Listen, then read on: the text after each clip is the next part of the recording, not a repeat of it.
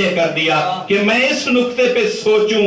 تو پھر اس نے بتایا کہ امام عصر حضرت حسن عسکری علیہ السلام نے یہ سوال کیا ہے. بس جیسے ہی اس نے یہ سنا اٹھا اور اپنی کتاب کو آگ میں ڈال دیا. کہنے لگا کہ واقعی اگر میں اس حوالے سے سوچوں تو میں نے جتنے عیب نکالے ہیں مجھے کوئی حق نہیں کہ میں ایک کلام کا دوسرے کلام سے تناقض ثابت کروں، چونکہ میں متکلم کے حقیقی منشا کو سمجھتا ہی نہیں.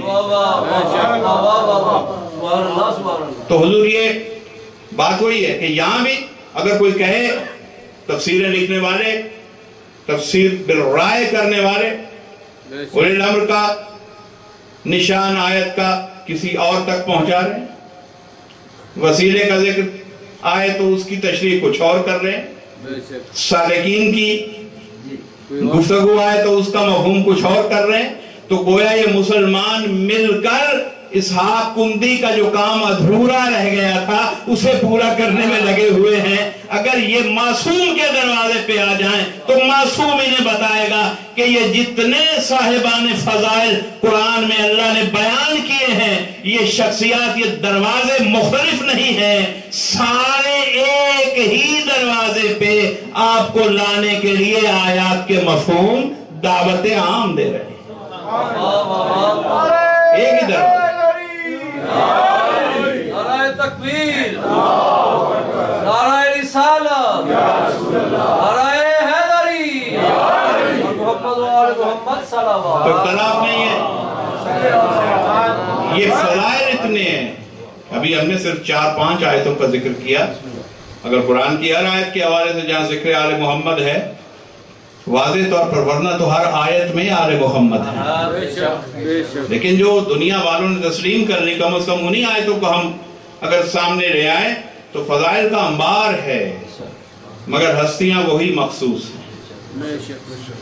نام کئی ہیں، ذکر کئی حوالوں سے ہے، کئی عنوانات سے. یہاں فرمایا کہ وسیلے کو تلاش کرو، یہ نہیں کہا کہ وسیلہ بنانا، وسیلے کو تلاش کرو. وسیلہ کون؟ جو آپس میں دو مختلف شخصیات کو، دو ذوات کو ملوائے، جو قریب کر دے، وہ ہوتا ہے وسیلہ. اب یہاں شک پیدا کیا جاتا ہے کہ وسیلے کے قریب جانا گویا کہ شرک میں داخل کر دے گا. یعنی عامت الناس میں جو گمراہی پھیلائی جاتی کہ نہیں وسیلہ نہیں، وسیلے سے مراد تو صرف اعمال صالح ہیں. آپ رسول کے دروازے پہ کیوں جاتے ہیں؟ آپ علی ابن ابی طالب کو پکارتے ہیں، یا علی مدد کہتے ہیں، یا رسول اللہ کہتے ہیں، تو گویا آپ اللہ کے ہوتے ہوئے شرک کر رہے ہیں، ان سے مدد مانگ رہے ہیں. یعنی یہی کچھ کہہ کے لوگوں کو گمراہ کیا جا رہا ہے، اور آج سے نہیں، صدیوں سے یہ ہو رہا ہے. مگر کم بختی ہے کہ آج جن پر امید نہ تھی ان کی زبانوں سے بھی یہی کلمات نکل رہے ہیں. یعنی جنہیں اس وبا کا توڑ کرنا تھا اس گروہ میں بھی کچھ لوگ ایسے بیٹھے ہیں. تو یہ آثار قیامت ہے. یقیناً حضرت حجت کے ظہور سے پہلے آل محمد کے سچے شیعہ کا شیعہ رہ کے بچ جانا معجزہ ہے.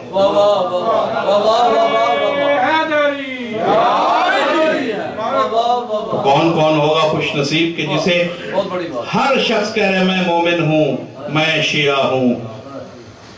اس سے پتہ نہیں چلے گا. قیامت میں ہم سے نہیں پوچھا جائے گا کہ آپ کیا ہیں. قیامت میں علی بتائیں گے کہ کون شیعہ تھا اور کون اس نام سے کھیلتا رہا. وسیلہ خود بتائے گا. اللہ نے امام عصر سے پوچھنا ہے، ہر زمانے کے امام سے پوچھنا ہے. امیر المومنین فیصلہ فرمائیں گے کہ ہاں یہ ہمارا شیعہ تھا. حسین بتائیں گے ہاں یہ تھا میرا عزادار. اور یہاں بناوٹ تھی، یہاں خلوص تھا. یہاں کوئی نفس کی غرض تھی، یہاں صرف پرسہ تھا. اور میرے ایک سلام کا ہی مصرع ہے، کاش ہم اس معیار پہ شعر تو لکھ دیا، اس معیار پہ بی بی قبول کر لے. ایک ہی شعر ہے کہ خواہش خلد میں نہیں روتے، ماشاءاللہ، خواہش خلد میں نہیں روتے، تعزیت بے ریا حسین سے ہے۔ ہم نے تو حسین سے تعزیت کرتے ہوئے جنت کو بھی لالچ نہیں بنایا۔ حسین کا حق ہے کہ بس اس کے دروازے پہ تعزیت کے لیے پہنچ جائے، وہ اتنا مظلوم ہے۔ تعزیت بے ریا حسین سے ہے، جنت اس کی خیرات میں مل جائے گی۔ کیوں جنت کو بہانہ بنا کے حسین کے دروازے پہ مت جاؤ، حسین کو وسیلہ رکھو۔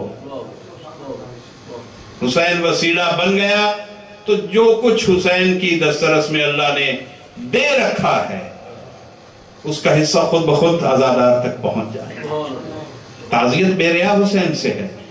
حضور یہ جو شرک کہہ رہے ہیں تو انہوں نے کیا کیا کہ قدم قدم پہ شکوک پیدا کیے۔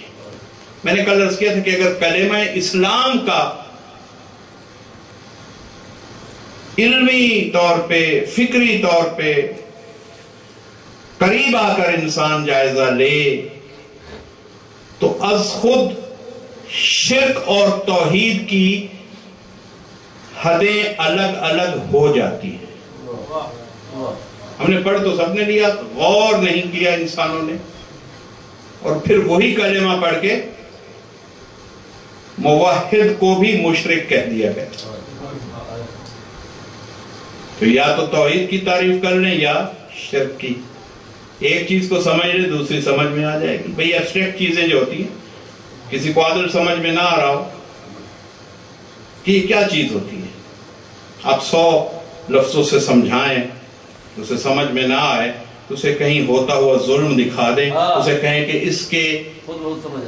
اس کی ضد میں اس کا متضاد جو کچھ ہے وہ عادل ہے۔ کسی کو دن سمجھ میں نہ آتا اسے رات دکھا دیں، اسے دن سمجھ میں آ جائے گا۔ یہ ایک دستور ہے کہ چیزوں کو ان کی ضد سے پہچانا جاتا ہے۔ اب شرک اور توحید، اس میں توحید خود عقیدہ ضرور ہے مگر پروردگار نظر نہیں آتا۔ آپ کے حواس خمسہ اس کو ظاہری طور پر ڈائریکٹلی ڈیٹیکٹ نہیں کرتے، اس لیے انسان جو ہے وہ سب سے پہلے خالق کا انکار کر دیتا ہے، یعنی اپنے حواس خمسہ پہ اتنا ایمان رکھتا ہے کہ حواس خمسہ کے خالق کا انکار کرتا ہے۔ حالانکہ یہ تو اللہ نے وسیلہ بنا کر دیے تھے کہ ان وسیلوں سے مجھے پہچانو، مگر جس کی ڈائریکشن صحیح نہ ہو، اور ڈائریکشن صحیح نہ ہو، آج اشعار ذہن میں آتے جا رہے ہیں، ڈائریکشن کا صحیح ہونا بہت ضروری ہے۔ سفر کی سمت غلط ہو تو اے جہاں والو نہ زندگی میں نہ مرنے میں چین ہوتا ہے۔ سفر کی سمت غلط ہو، ڈائریکشن غلط ہو جائے تو آپ کبھی منزل پہ نہیں پہنچتے۔ سفر کی سمت غلط ہو تو اے جہاں والو نہ زندگی میں نہ مرنے میں چین ہوتا ہے۔ قتیل یوں تو بہت ہیں مگر شہید ہے وہ، قتیل جو بھی قتل ہو جائے وہ شہید نہیں۔ دعوے دار تو کہتے ہیں یہ بھی شہید وہ بھی شہید، لیکن ہم آپ کو ایک کسوٹی دے رہے ہیں، قتیل یوں تو بہت ہیں، قتل ہونے والے بہت ہیں، قتیل یوں تو بہت ہیں مگر شہید ہے وہ کہ جس کی لاش کا وارث حسین ہوتا ہے، کہ جس کی لاش کا وارث حسین ہوتا ہے۔ ہر قتل ہونے والا شہید نہیں ہے۔ پہلے دیکھو کہ حسین سے کیا رشتہ، حسین آئے ہیں سرحانے، حسین آ جائے تو سمجھیے یہ شہید تھا، ورنہ قتل ہو گیا، ہلاک ہو گیا، کچھ بھی کہہ دیجیے۔ تو حضور یہ سفر کی سمت، علم یہ اگر صحیح ڈائریکشن میں نہ رہے تو گمراہ کر دیتا۔ کوئی بھی چیز جب تک ڈائریکشن صحیح نہ ہو اس وقت تک ہدایت تک نہیں پہنچاتی۔ حواس خمسہ غلط ڈائریکشن میں گئے تو پروردگار ہی کا انکار کر دیا، اور اگر صحیح سمت میں گئے تو انہی حواس خمسہ نے بڑھ بڑھ کے گواہی دی۔ سماعت نے گواہی دی کہ کوئی ہے، بصارت نے گواہی دی کہ کوئی ہے، حصے لامسہ نے گواہی دی کہ وہ پروردگار ہے۔ جتنی حصے تھیں آپ کے پاس، پانچوں حصے، سب گواہی دے گی اس کو کہ جس کی ڈائریکشن کمیونیکیشن صحیح ہے۔ اگر ڈائریکشن غلط ہو جائے تو ہلاکت تک پہنچا دیتی ہے، ڈائریکشن صحیح ہو جائے تو شہادت تک پہنچا دیتی ہے۔ بظاہر ایک جیسا پروسیس ہے، بظاہر اس کی گردن بھی کٹی، اس نے بھی سینے پہ گولی کھائی، اس کی بھی گردن کٹی یا سینے پہ گولی کھائی، لیکن وہ ہلاک ہے، یہ شہید ہے۔ فرق صرف ڈائریکشن کا تھا، فرق صرف ڈائریکشن کا تھا، اور نیت کا فرق تھا، اور مقصد کا فرق تھا۔ تو یہ نیت و مقصد کتنے اہم ہیں، اس بات کو اگر جوان سوچیں، بڑے سوچیں کہ نیت پہ بہت زیادہ کنسنٹریٹ کیجیے کہ آپ کی انٹینشن کیا ہے، ورنہ ظاہر میں ایک جیسا انجام دو مختلف منزلوں پہ پہنچا رہا ہے، کسی کو ہلاکت میں، کسی کو شہادت میں۔ تو اللہ نے یہ وسائل دیے کہ مجھے پہچانو۔ اسی طرح اللہ نے کلمہ جب بنا کر دیا تو پیغمبر کا کیا ارشاد ہے؟ حضور حضرت ختمی مرتبت احمد مجتبی محمد مصطفیٰ صلی اللہ علیہ وآلہ وسلم نے فرمایا کہ دیکھو، مجھ سے پہلے اور میں نے بھی رسالت سے پہلے کلمہ کی یہ ترکیب کبھی پیش نہیں کی، لا الہ الا اللہ۔ یہ بڑی نفیس بات ہے، اس پہ ذرا آپ کی مجھے اٹینشن چاہیے۔ بڑی مشکل سے میں تیاری کر کے یہاں تک آیا ہوں، اس بات تک آپ کو لے کر آ رہا ہوں۔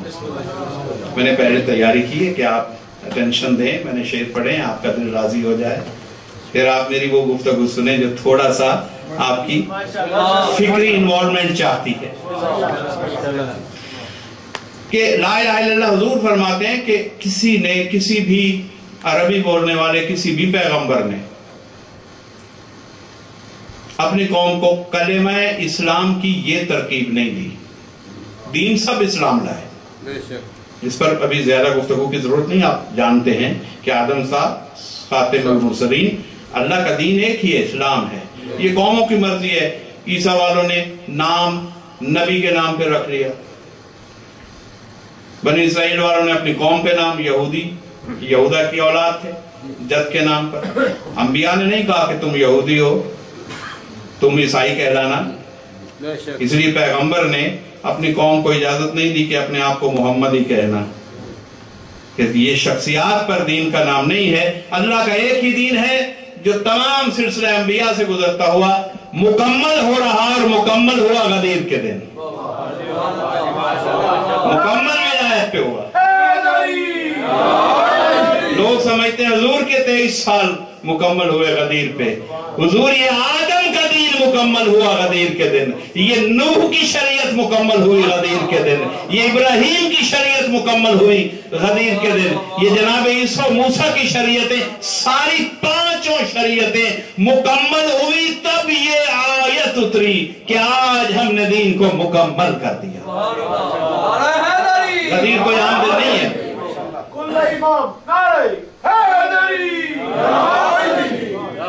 حضور فرماتے ہیں کہ مجھ سے پہلے کسی پیغمبر نے یا میں نے بھی وحی آنے سے پہلے، اعلان رسالت سے پہلے، رسالت سے پہلے میں نہیں کہتا، وہ تو اس وقت بھی رسول تھے، نبی تھے، نبی تو اس وقت سے تھے جب آدم ابھی مٹی ہو، پہلے الماء والتین، کن تو نبی ہے، اس وقت سے نبی۔ لیکن جو اس وقت سے نبی ہے، جب آغاز رسالت کیا فرمایا اس سے پہلے میں نے بھی کلمہ کو لا الہ الا اللہ کی ترکیب، کمبینیشن، فارمیشن کے ساتھ، اس سے پہلے میں نے بھی پیش نہیں کیا، کسی اور نبی نے نہیں کیا۔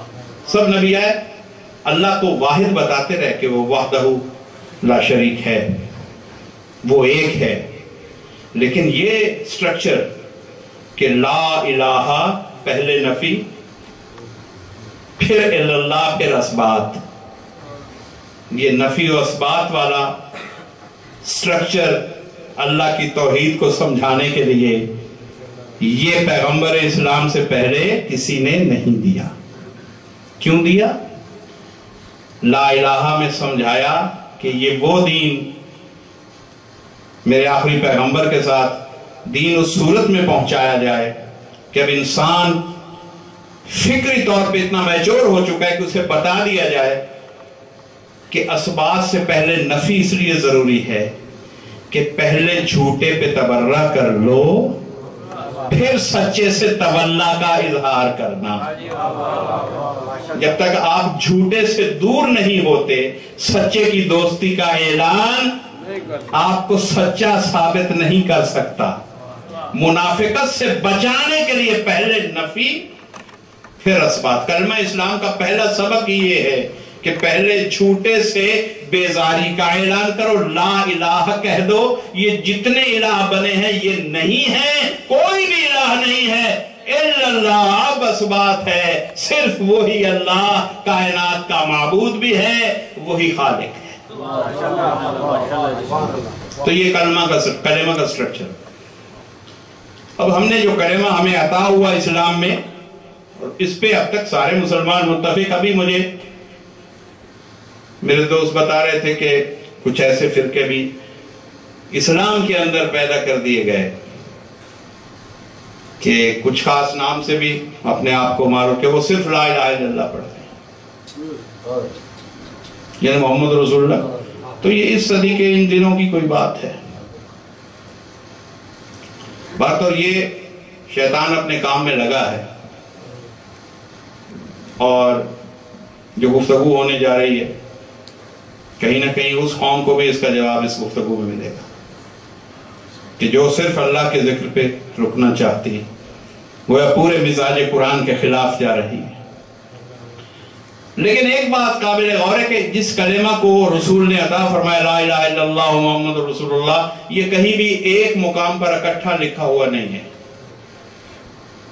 لا الہ الا اللہ کی آیت صرف قرآن میں 2 بار ہے، یہ کلمہ لا الہ الا اللہ صرف 2 بار آیا، ایک سورہ صافات میں، ایک سورہ محمد میں، لا الہ الا اللہ اس سٹرکچر کے ساتھ۔ ورنہ 70 سے زیادہ مقامات پر قرآن حکیم میں لا الہ الا ہو یا اللہ ہوا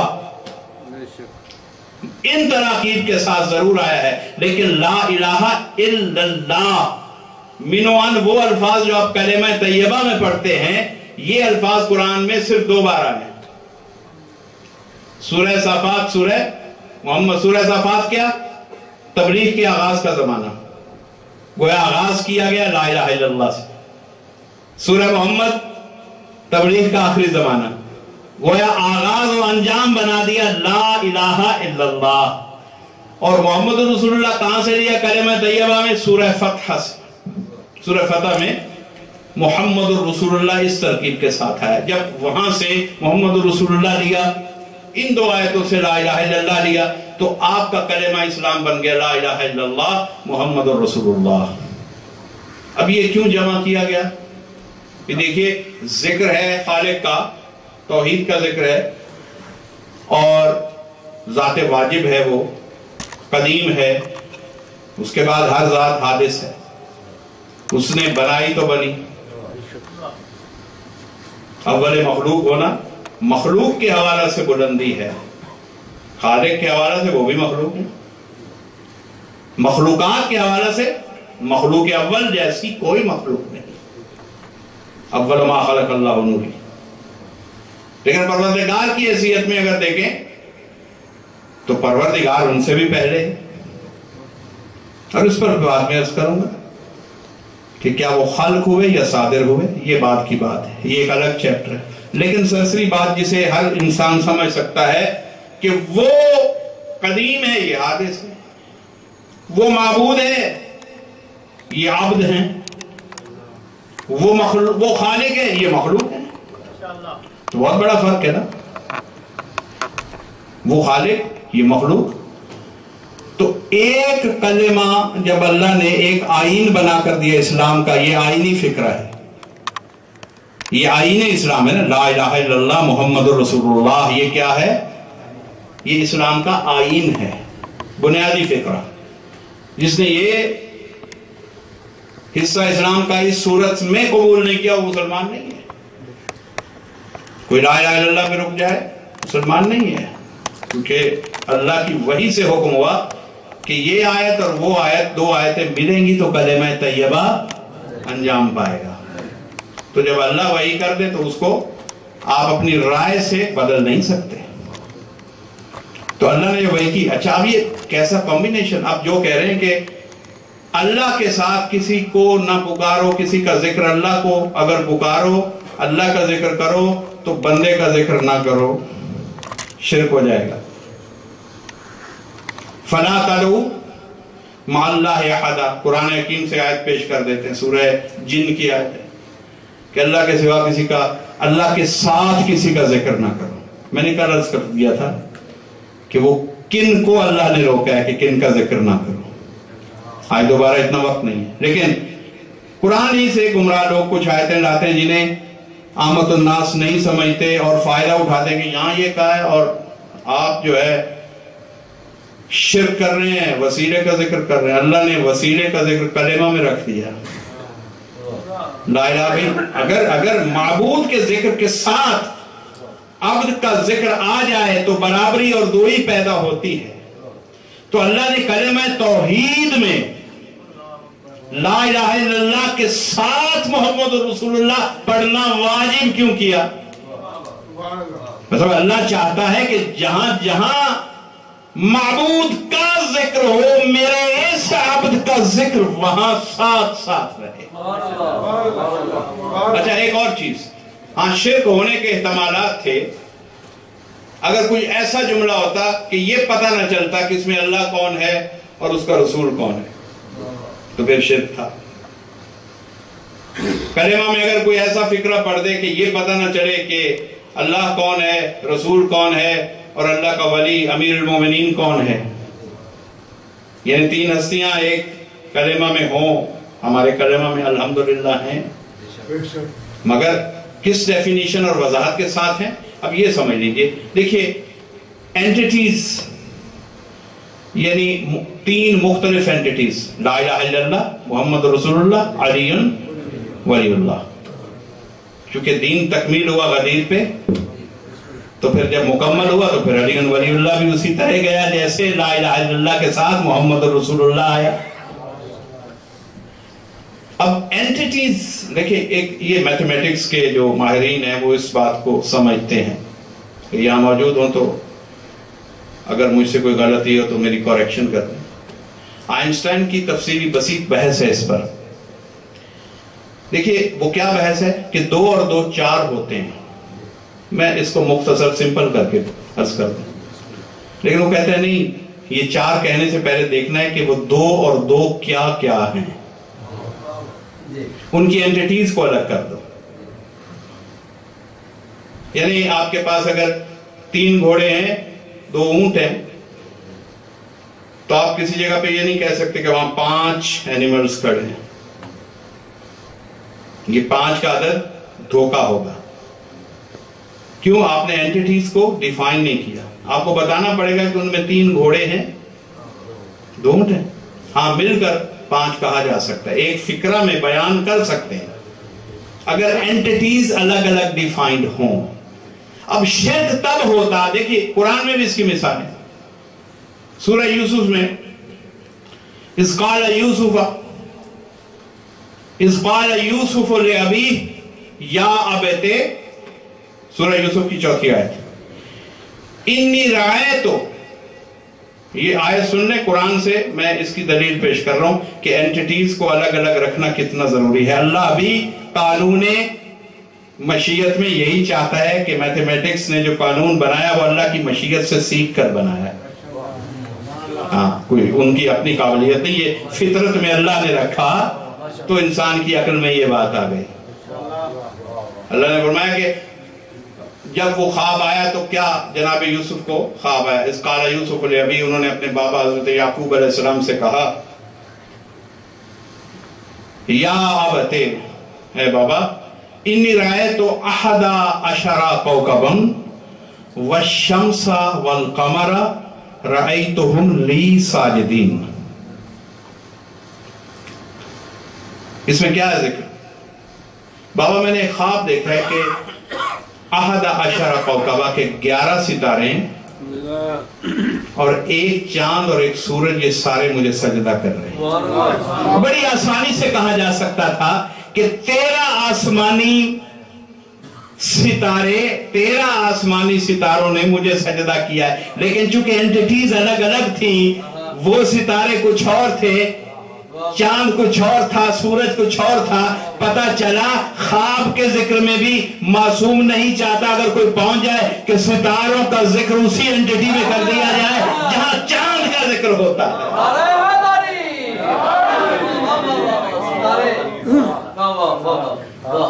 तकसीम किया, उसमें 11 तारे एक जैसे, उन्हें जमा करो, चारों एक जैसे नहीं है, 3 एक जैसे।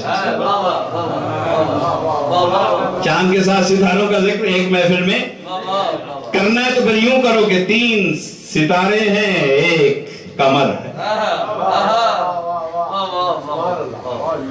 ये अंदाज कुरान ने सिखाया है और जमीन ने भी तस्दीक की। आइंस्टाइन जैसे मुफक्किर ने क्या कहा, नहीं, एंटिटीज को आप डिफाइन कर करके जिक्र करें, एक फिक्रे में रख दें, लेकिन हर एक का बयान अलग कर दें। तो कहा कि ये 13 नहीं है, ये इनमें 11 सितारे, एक सूरज है, एक चांद। अब एंटिटीज अलग अलग हो गई, अब आयत एक बन गई। आयत एक ही है लेकिन एंटिटीज अलग अलग हैं। यहां कोई धोखा नहीं हो रहा, कोई सितारे को चांद नहीं समझ रहा, कोई चांद को सूरज नहीं समझ रहा। ठीक है, अब यहां भी कलेमा इस्लाम अल्लाह ने आईन बनाकर क्या दिया हमें। कलेमा इस्लाम में सलावत पढ़िए, किबला तशरीफ लाए हैं, तशरीफ लाइए।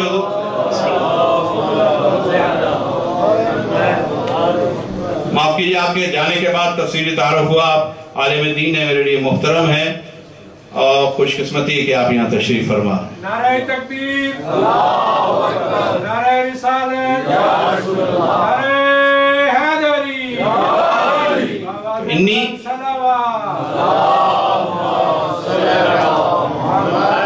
इन्नी रहे तो अहदा अशरा कौकबन वशम्स वल कमर, ये 13 नहीं है, वो 11 है और फिर 2 ऐड करें तो 13 हैं, मगर एंटिटी अपनी अपनी है। बस अगर तो फिक्रा ऐसा होता कि पता न चलता कि इनमें सितारे कितने और सूरज और चांद कितना है, सूरज है या नहीं है, चांद है या नहीं है, तो फिर ये फिक्रा कानून फितरत के खिलाफ था, मैथमेटिक्स के कानून के भी खिलाफ था। जब एंटिटीज डिफाइन हो गई तो हर चीज का तयन हो गया। अल्लाह ने कलेमा इस्लाम का भी यही स्ट्रक्चर बनाया, आईन ऐसा बनाया कि नहीं, जहां मेरा जिक्र हो, खबरदार एक लम्हे के लिए भी वहां मेरे पैगंबर के, मेरे रसूल के जिक्र को भूल मत जाना। कलेमा पढ़ो, ला इलाहा इल्लल्लाह मुहम्मदुर रसूलुल्लाह, लेकिन एंटिटीज अलग कर दी। ये ला इलाहा इल्लल्लाह ये अल्लाह की तौहीद है, मुहम्मदुर रसूलुल्लाह ये अल्लाह का रसूल है, और अलीउल वलीउल्लाह ये अल्लाह का वली है। जब एंटिटीज 3 अलग अलग डेफिनेशन हो गई तो एक जुमले में आने से शिर्क नहीं हो रहा। शिर्क तब होता कि जब ये पता न चलता कि यहाँ अल्लाह कौन है, यहाँ रसूल कौन है, यहाँ अल्लाह का वली कौन है।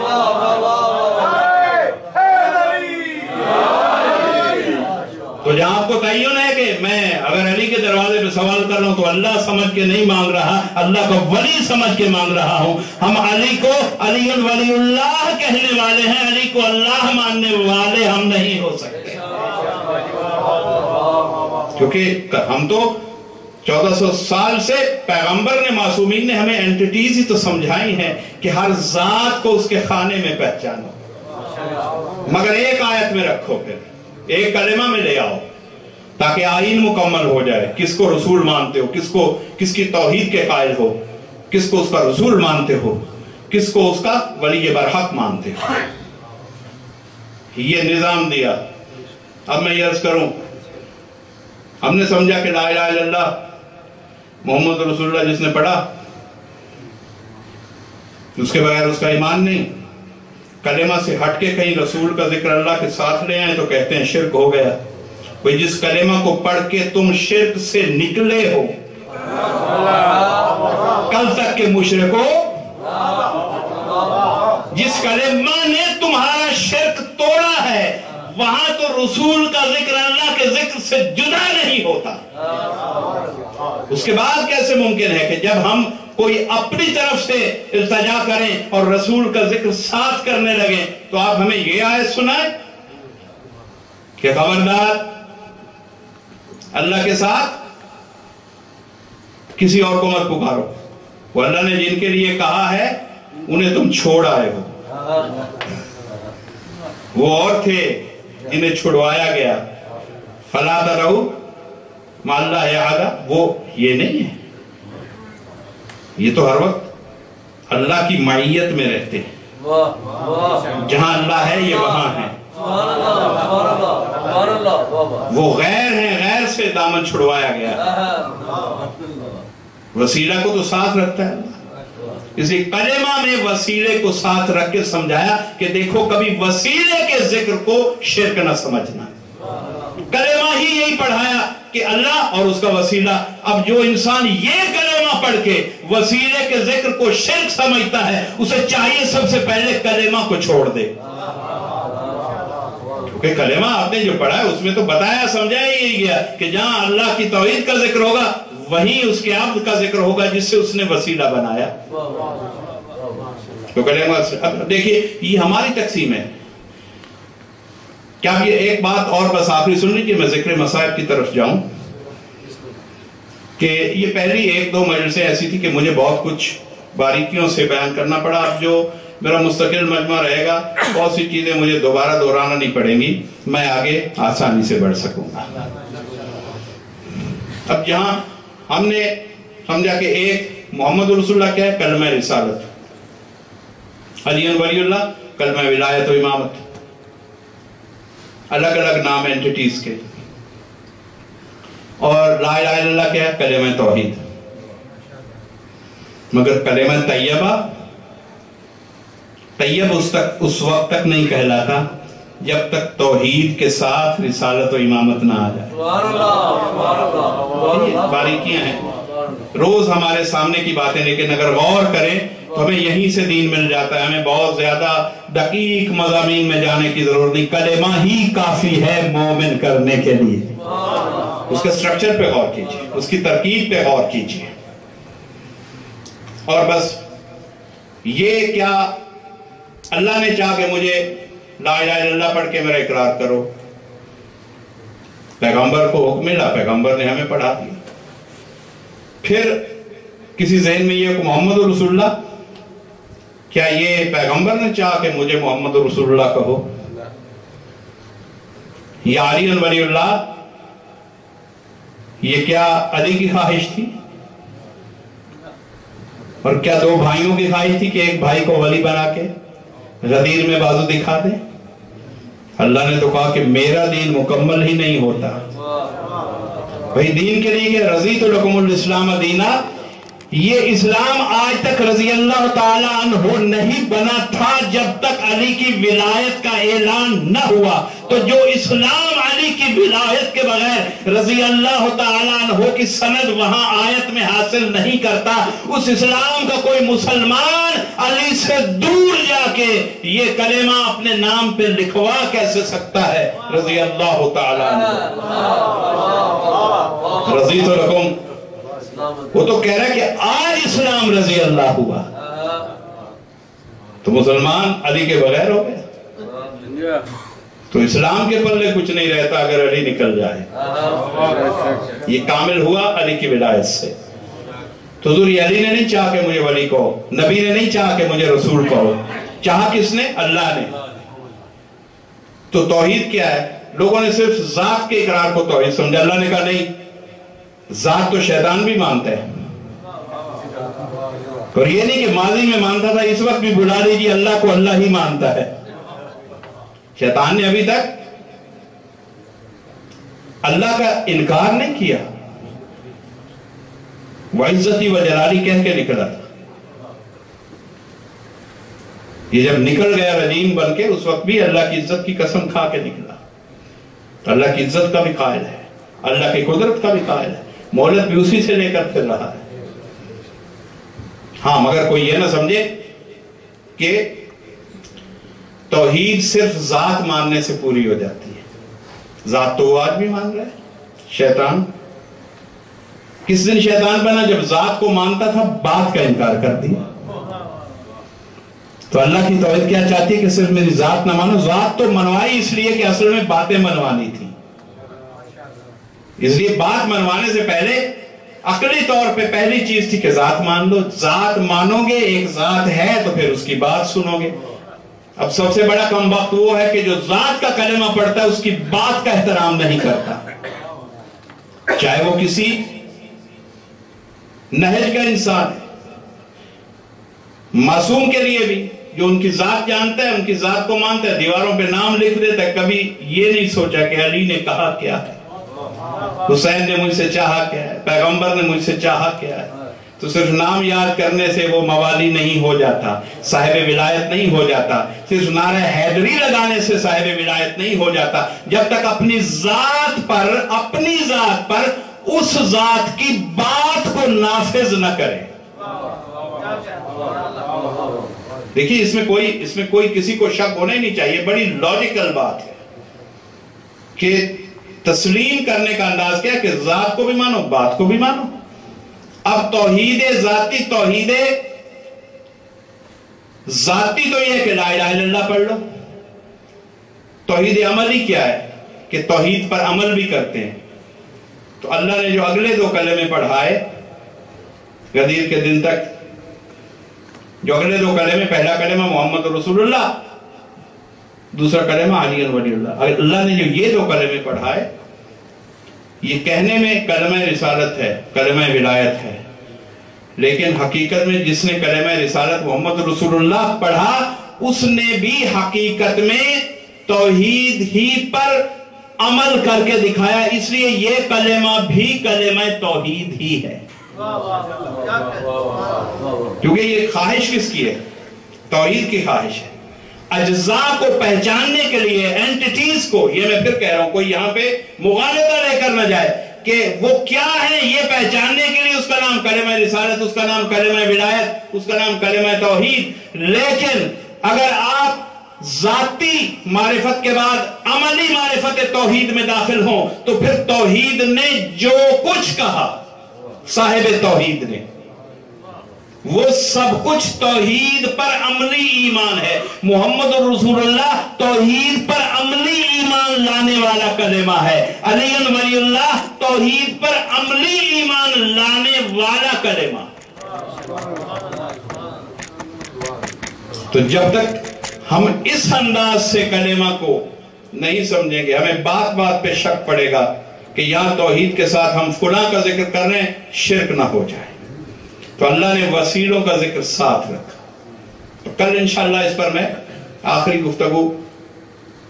گفتگو کا مطلب یہ نہیں کہ کل کی مجلس آخری ہے، اس بات کا ایک حصہ جو ابھی باقی ہے ذہن میں، اسی کلمہ کے ساتھ، اب وقت نہیں ہے، بس ربط مسائل، مجھے 5 منٹ چاہیے، 5-10 منٹ، وہ مقصد جس مقصد کے لیے ہم جمع، جس حسین کے صدقے میں قرآن، کلمہ، دین ڈسکس ہوتا ہے، اب اس حسین کا ذکر۔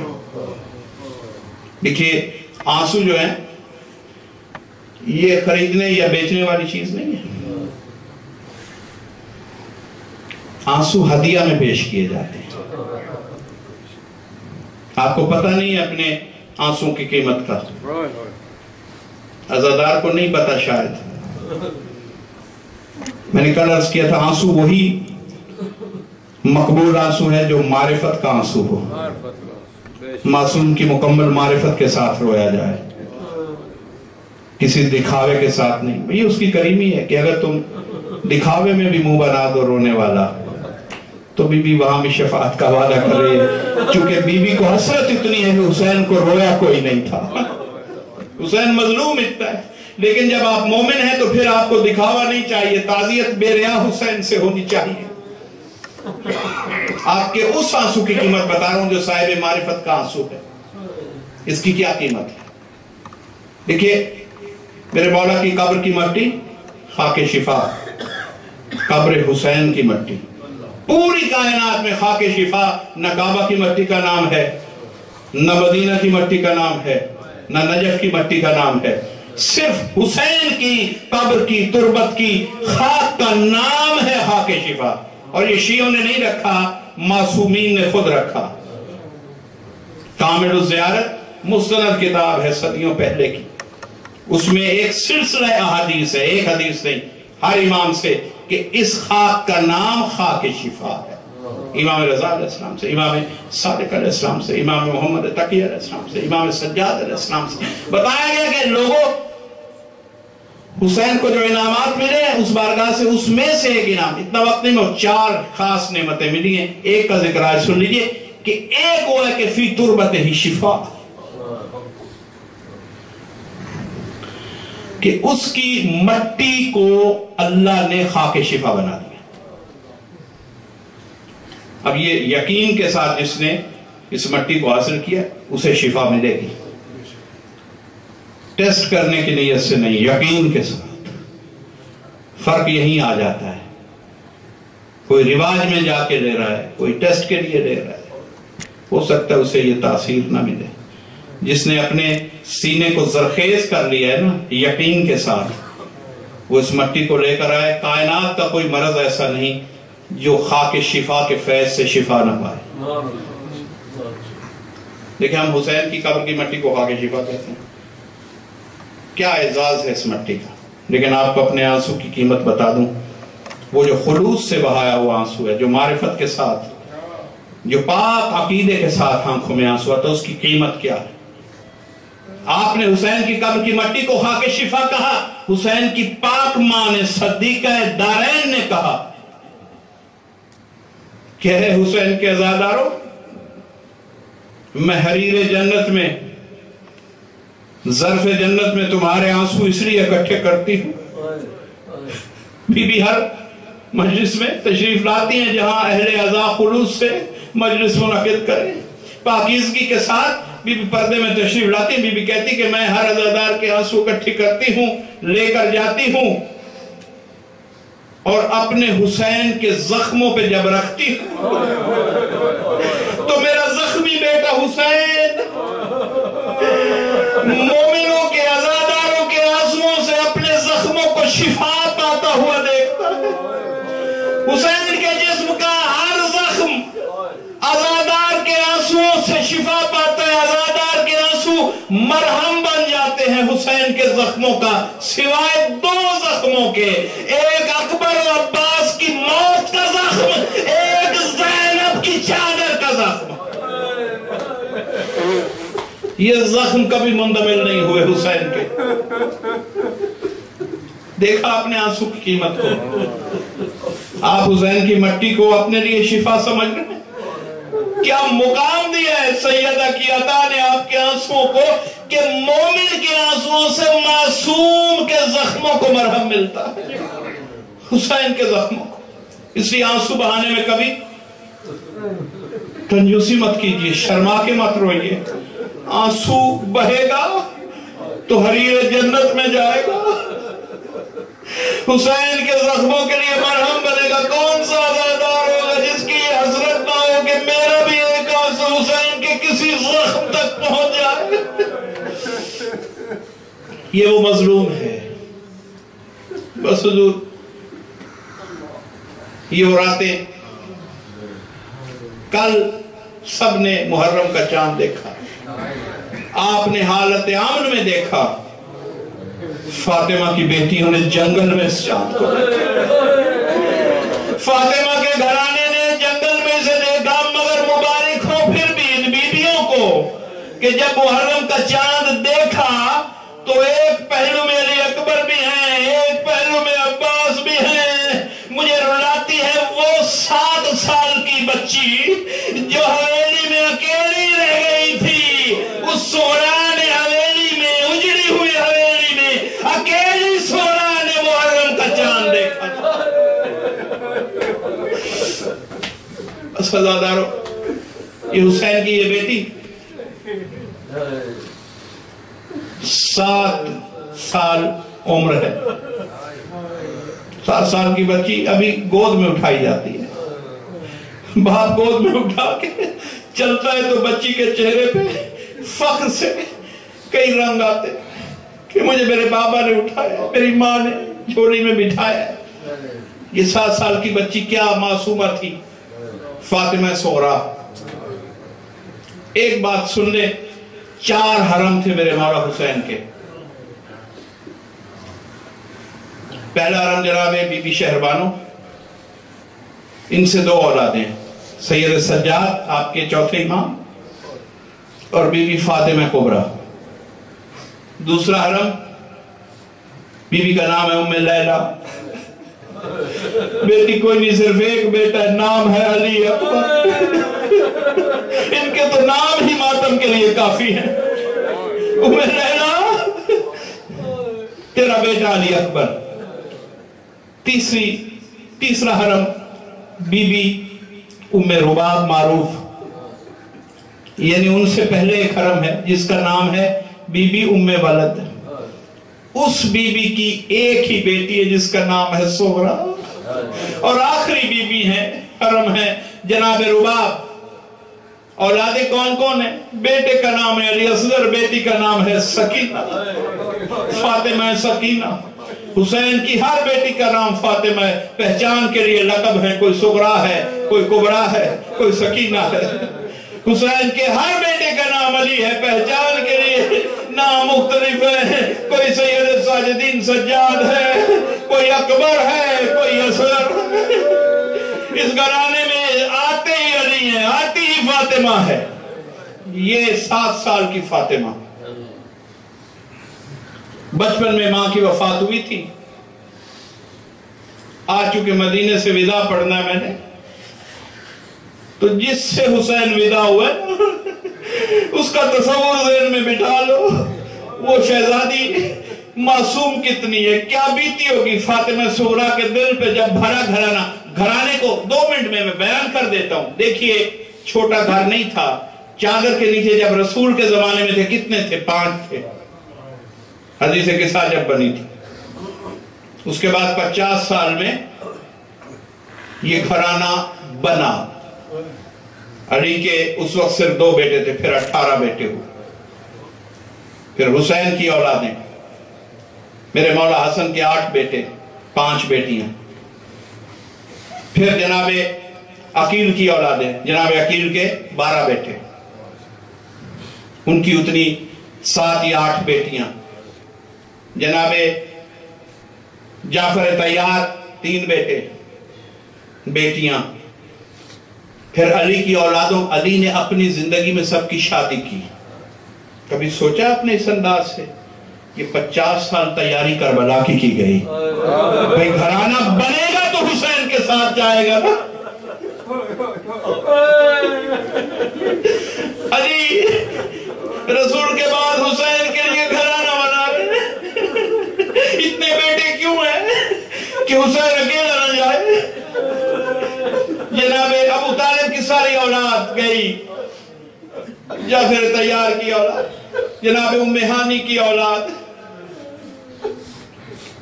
اور حسن حسین کی اپنی اولاد۔ حتیٰ سرکار ابو الفضل عباس کے 4 بیٹے گئے ہیں کربلا۔ عباس اکیلے نہیں ہیں، 4 بیٹے ہیں، ایک رہ گیا تھا مدینے میں۔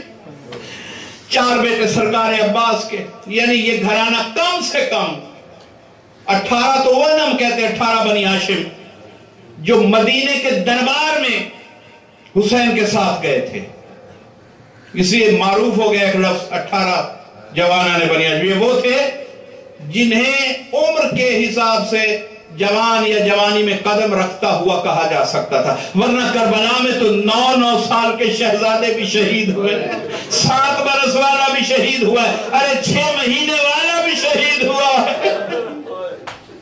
اگر آپ ساری گنتی کریں تو 100 سے اوپر افراد ہیں جو پائے 50 سالوں میں علی نے، حسن نے ایک کنبہ تیار کیا حسین کو کربلا میں حوالے کرنے کے لیے۔ یہ گئے۔ آپ کبھی سوچیں، سغرا جب اکیلی رہی ہے تو کس گھر میں رہنے کی عادی تھی؟ جہاں بھرا ہوا گھر، 100 لوگ رہتے ہو جس گھر میں، اتنے حجرے ہو، اتنا وسیع و عریض، قصر ولایت تھا، قصر امامت تھا۔ کہ اس میں 100 افراد کے گھرانے تھے، آل عقیل، آل جعفر، اور پھر ان کی اولادوں کی اولادیں.